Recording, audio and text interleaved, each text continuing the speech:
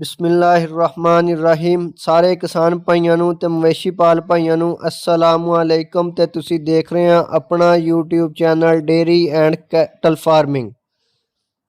ਅੱਜ मैं अपने किसान भाइयों ਲਈ एक नवी वीडियो लैके हाजिर होया वां ਜਿਹਦੇ ਵਿੱਚ ਅਸੀਂ ਅੱਜ ਗੱਲ ਕਰਾਂਗੇ ਅੱਛੀ गाय ਦੀ ਪਹਿਚਾਣ ਕਿੱਦਾਂ ਕੀਤੀ ਜਾਵੇ।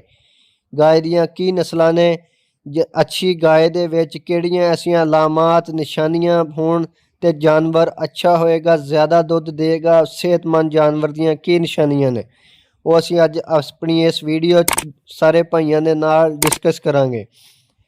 सब तो पहलों जानवर की नस्ल होंदी आ। गाय की नस्लां दो ने, देसी नस्ल ते वलैती नस्ल।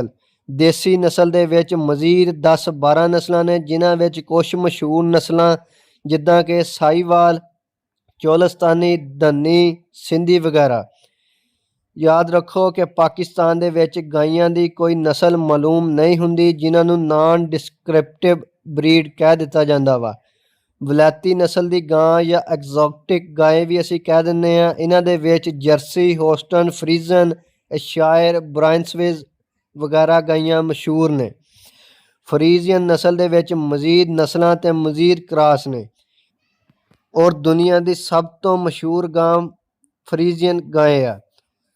ये सारियां गाइयां यूरोप, आस्ट्रेलिया, न्यूजीलैंड, अमरीका ते कैनेडा जैसे ठंडे मुल्कां दे विच पाईयां जांदियां ने। इन्हां दे दुध की औसत मकदार देसी गाइयां तो तकरीबन 3 गुना ज़्यादा होंदियां वा। लेकिन ये गाइयां पाकिस्तान, अफ्रीका, इंडिया ते अरब ममालक के गर्म मरतूब मौसम नूं टैंपरेचर नूं सह नहीं पांदियां ते इत्थे इन्हां दा सर्वाइव करना मुश्किल हो जांदा वा। दूसरा, इन्हां गाइयां दे विच बीमारियां दी कुव्वते मुताफत ना होण दे बराबर हुंदी आ। ये बीमारियां दे मुकाबले च लड़ नहीं सकदियां। कुछ बीमारियां जो इन्हां दी जान लै सकदियां, जैसा कि गल घोटू, सिट, थलेरिया, एनाप्लाज्मा, बेबेजिया, जिगर दे कीड़े ते चिचड़ वगैरह इन्हां नूं बर्दाश्त नहीं कर सकदियां। अगर इन्हां गाइयां नूं असी अपने गर्म मरतूब इलाकिਆਂ 'ਚ रखना वा ते सानू इन्हां वास्ते कंट्रोल पोल्ट्री फार्म की तरह कंट्रोल शैड बनाने पैने आ।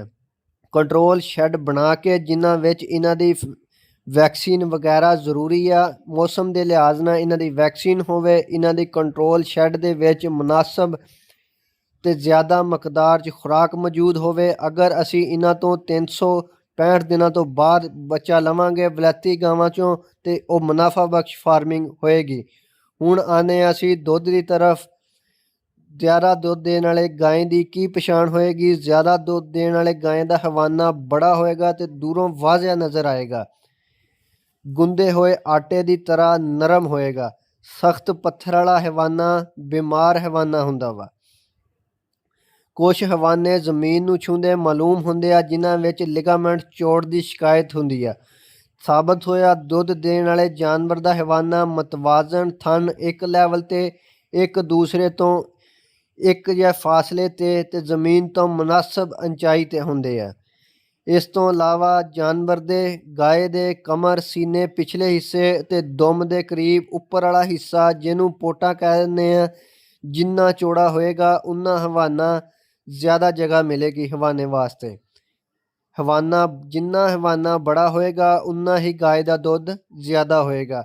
अच्छे दुध देने वाले गां का हवाना ते थण दुध कड्ढण तो बाद, चवाई तो बाद ऐसा हो जाता जिद्दां हवा भरे हुए टायर चों हवा निकल जे ते पैरां चों जराबां निकलण तो बाद जिस तरह जराबां सुकड़ जांदियां, छोटियां हो जांदियां, इस तरह सानू हवाना दुध कड्ढण तो बाद, चवाई तो बाद हो जाएगा।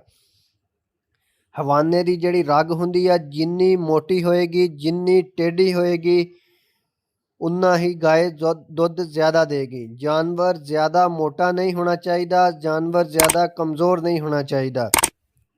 दुध मोटा जानवर खुराक नूं दुध की बजाय गोश्त ते चर्बी दे विच तब्दील कर दिंदा, जबकि कमज़ोर जानवर अक्सर बीमार रहिंदा वा। दुम पतली, लंबी, चमड़ा खूबसूरत ते चमकदार होना चाहिए। अख, नक, मूँह चों किसी किस्म की पीप नहीं आनी चाहिए। जानवर दे जदों असी करीब जाइए ते फौरन जानवर खड़ा हो जाए, सारे सेहतमंद जानवर की अलामत आ। ते ਇਹ ਸੀ ਸਾਡੀ ਅੱਜ ਦੀ ਵੀਡੀਓ। ਅਗਰ